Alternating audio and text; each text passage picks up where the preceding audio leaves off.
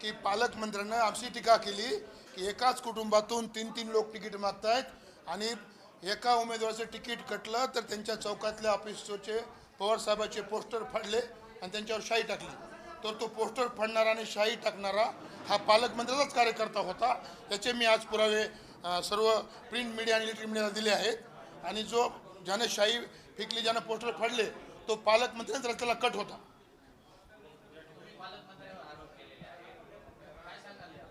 पालकमंत्र्यावर आरोप करायला स्पष्ट आहे, तुम्हाला सगळ्यांना माहिती आहे. पालकमंत्री वागतात तसं सर्व घरातच त्यांना पाहिजे. जिल्हा परिषद, आमदारकी, खासदारकी, नगरपालिका, त्यांना स्वतःला पाहिजे.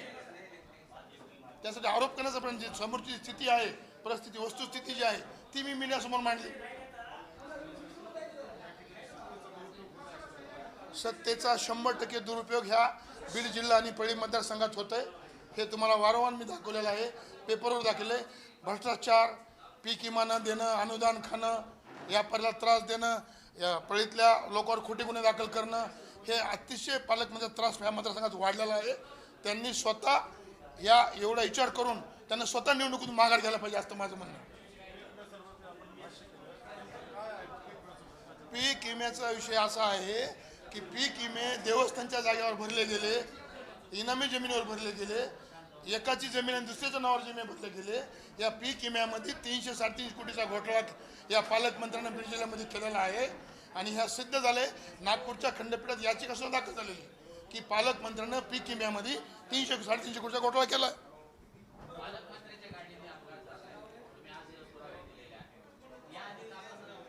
याआधी सुद्धा मी पेपरला बातम्या दिल्या. याआधी सुद्धा मी चौकशी करावं म्हणून CBIला मागणी केली आहे की ही 4 वाजताची घटना घडली ती कोणाच्या गाडीनं घडली, ती गाडी कोण चालवत होतं, याची चौकशी करण्याची मागणी केली मी.